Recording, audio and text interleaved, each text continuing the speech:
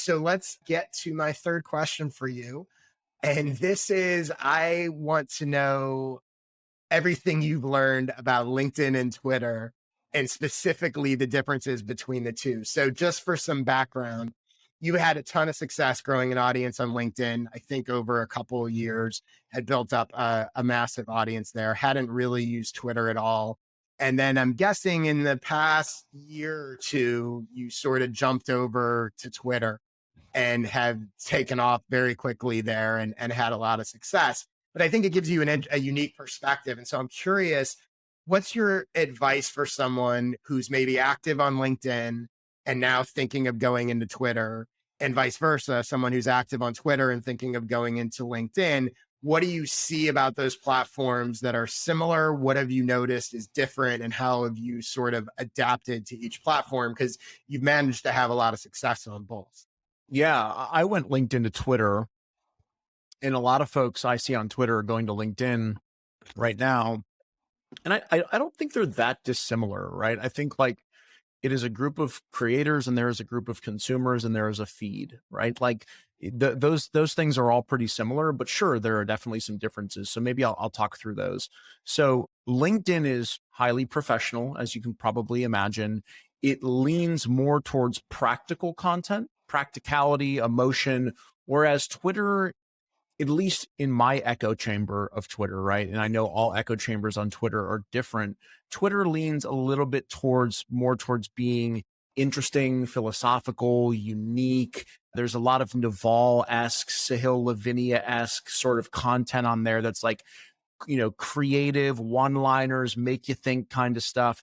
And yeah, that like plays well on LinkedIn, but LinkedIn people are there to learn how to get better at their job.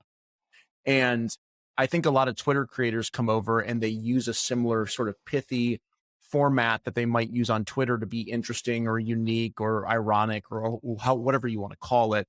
And it doesn't play well on LinkedIn. LinkedIn is just like practical and tactical.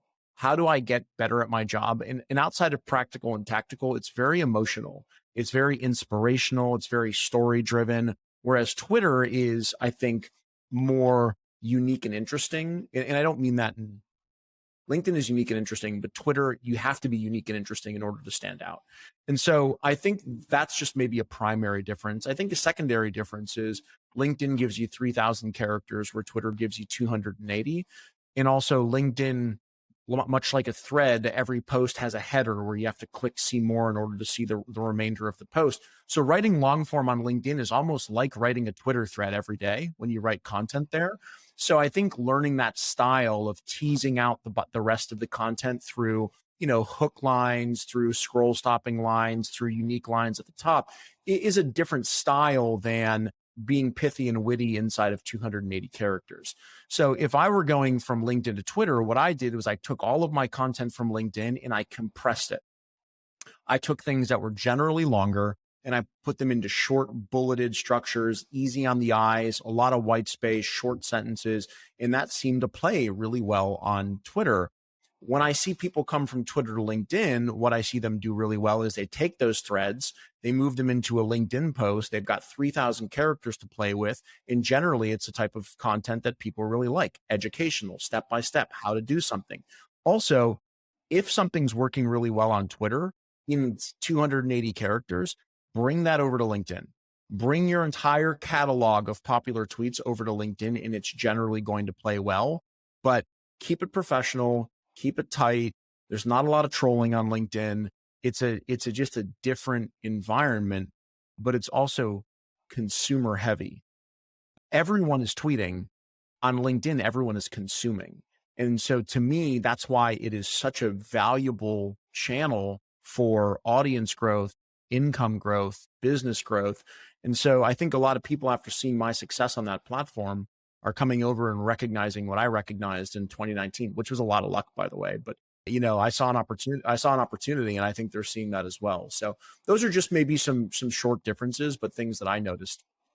Do you feel like, so for example, let's say someone's on Twitter and let's say they have successful tweet, but it's short, right? It's a couple sentences, right? So like when you were saying like, yeah, bring that over to LinkedIn, would you recommend when they do that, they expand it? this is, I guess, sort of a formatting question, but like Yeah. that, you know, 1 or 2 sentence tweet that did really well.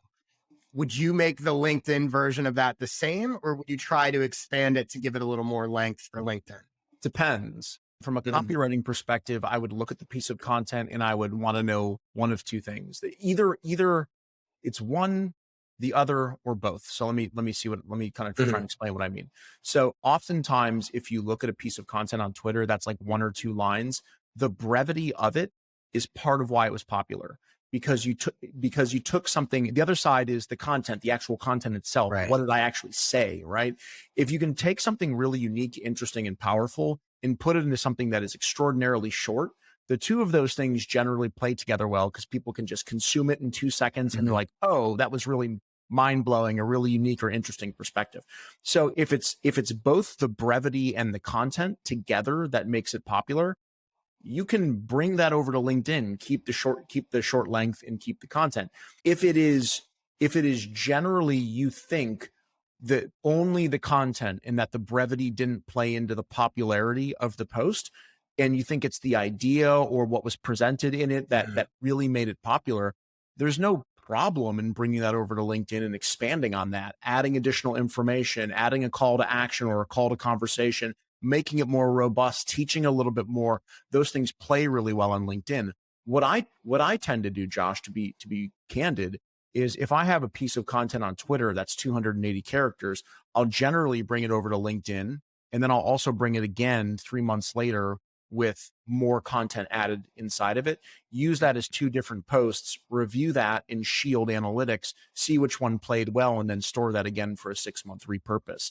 So Mhm. the answer is less about what I say and more about what the data says, but that's how I think about it.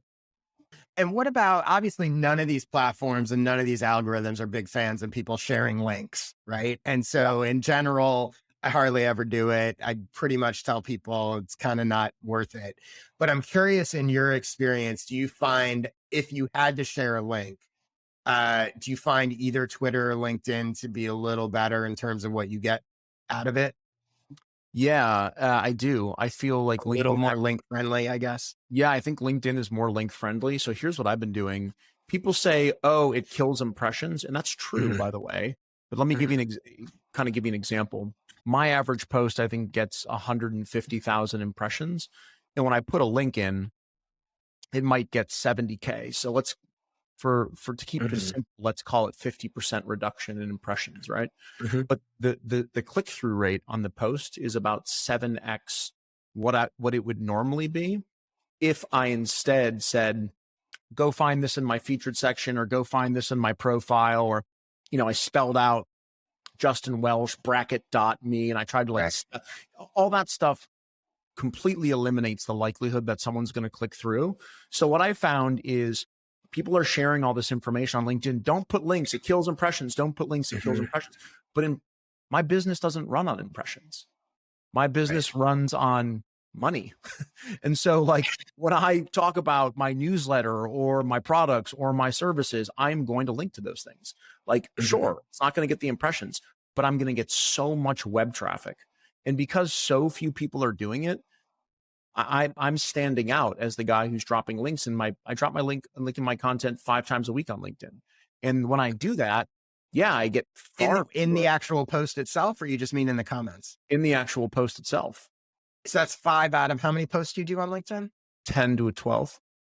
So almost 50% of Yeah. your posts have a link in them? Interesting. That's right. Didn't realize that. The link is never an ask, so it's never an aggressive ask. It's never a Right. buy my course. It's not. What I do is using my content system. I chop up my newsletter. So maybe I'll write a newsletter about how to build an online course. And Mhm. so once I have the topic, I'll push it through those lenses we talked about earlier, and out the back end will come a story, an observation, a contrarian take, all these different things. So let's take the story, for example. So how to build an online course, first 90 days, whatever. I'll tell a story about that. So here's a story about a course that I built. And I'll tell the story. I'll make it educational. I'll make it a relatively long piece of content because I want to bring the reader from top to bottom. The more likely they are to get to, if they get to the bottom, they're much more likely to do something interesting with me. So at the bottom, I'll say, if you want to learn more about this topic or get a free guide about this topic, and I'll link out to a guide, or I'll link back to the newsletter that I pulled it from and say, want an expansive, piece of content on this? Go here to this newsletter, and I'll deplatform 4,000 people a day to that newsletter issue that exists on my website. And then on my website, they'll read through the newsletter issue. And at the bottom of the issue, I passively offer up all the services that I have. Hey, by the way, here are 3 ways I can help you. This course, this service, whatever. And so I do that every single day on LinkedIn. In fact, I just did it an hour and a half ago. And you can see, if you go to my LinkedIn profile, the one from this morning has 4,000 engagements. The one from this afternoon has probably end up with 700 engagements. But I've got way more traffic on my website right this very moment than I did this morning. That's why I do it. Cool. Interesting. So one last quick thing here. If let's just say hypothetically someone, let's say they're a coach or a consultant or whatever, they don't use social media that much, but they're sort of just starting to, they're trying to figure out, they're going to start with one platform, let's say, and they say, Justin, should I start on Twitter or LinkedIn? What do you say to them? Yeah, I mean, I think it depends on where their audience plays. So like, for example, if you're a coach and you work in B2B SaaS, or you work in sales development, or you work in marketing or customer success or executive leadership, those are great places to go for LinkedIn. Definitely. You work in fitness and health, you're a trainer, you help people build better bodies, that's Twitter. You're not going to find that people aren't on LinkedIn looking for that type of content. At least that's my opinion. Maybe some facts will say I'm incorrect, but I've generally seen platform specific by where users hang out. So I would say, like, look where your users are. Are your users, professional folks who are looking to do better in their job? Go to LinkedIn. Is it a more niche topic area, health and fitness, crypto, whatever the space might be? That's a better Twitter play, in my opinion. And that's why I think it's much more important to kind of do your research, maybe use a tool like SparkToro, and kind of figure out where your audience actually hangs out, because both platforms are excellent for building businesses, in my opinion. Would you agree? I typically tell people start with one platform. Yes. Would you agree start with one? I think people start with too many and they don't realize how long it takes. Like, you'll grow faster focused on one platform. Do you agree with that? 100%. Like, yeah. I was on LinkedIn for 3 years. I started on Twitter October 25th of last year. I've been on the platform since 2009, but I started posting daily on October 25th. And I had been on LinkedIn for 2.5 years, built my following up to 200,000 plus before I even dropped really my first sort of week's worth of Twitter content. Cool.